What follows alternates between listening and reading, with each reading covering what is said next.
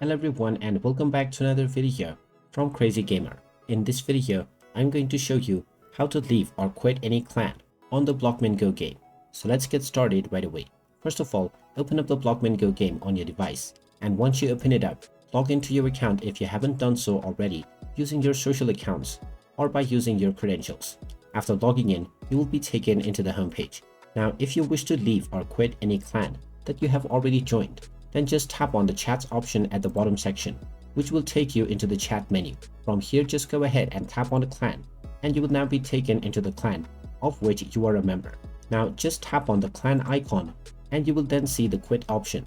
Go ahead and tap on this, and you will be asked whether you are sure that you want to quit this clan. Tap on the confirm button, and now you will successfully quit this clan on your Blockman Go account. And this will also remove you from the chat page of this clan. And there you have it. That is how easy it is to leave any clan that you have joined on the Blockman Go game. If you find this video helpful, make sure you hit that like button and subscribe to our channel if you haven't done so already. Also ring that notification bell to never miss another update from us. Thank you for watching, and I will see you again in the next video.